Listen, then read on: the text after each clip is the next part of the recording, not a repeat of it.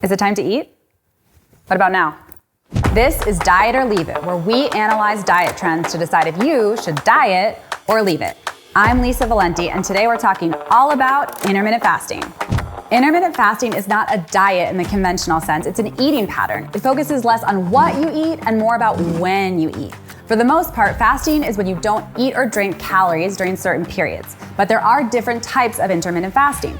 Some plans call for alternate day fasting, others for 5-2 fasting, where you eat 5 days and fast 2 days a week. But the most common type of intermittent fasting is a shortened window of eating during the day.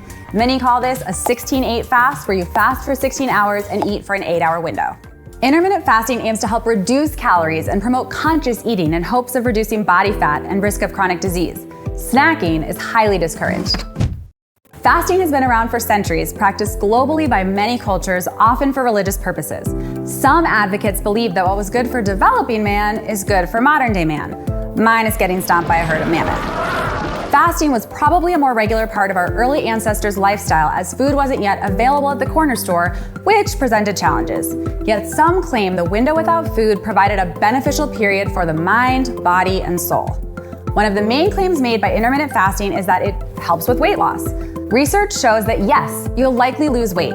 That said, this isn't the result of magical meal timing, rather the fact that you're likely going to be eating fewer calories by limiting your time eating, especially if you cut down on nighttime eating, when you may be more likely to reach for chips, popcorn, and ice cream, or visit those late night fast food menus.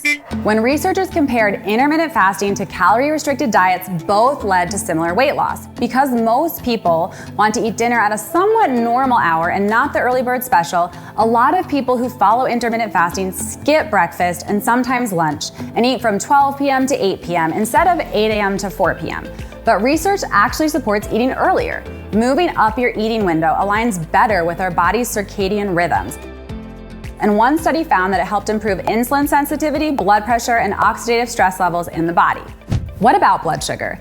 Another commonly talked about benefit of intermittent fasting is that it can help with blood glucose management by helping to lower insulin resistance.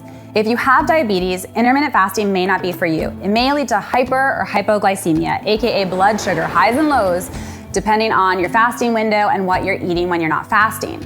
Anyone with diabetes should talk to a healthcare team or dietitian before trying it. A few challenges to note about intermittent fasting. First, it can be difficult to maintain over extended periods and lead to cravings. It's no surprise that fasting can make you feel hunger, or in my case, hanger, irritability, dizziness, nausea, headaches, and impaired thinking, although thankfully these effects are usually short-term and not everyone experiences them. Intermittent fasting can also interfere with social habits. Better see your friends between 1 and 9. Research has also linked intermittent fasting to decreased muscle mass. So if you have goals to get stronger, it may not be for you.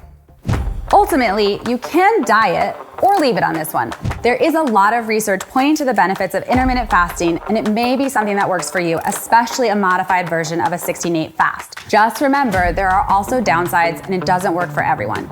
If you do try it, be flexible. Maybe you just push back breakfast and eat an early dinner. It's best to listen to your body, not a clock.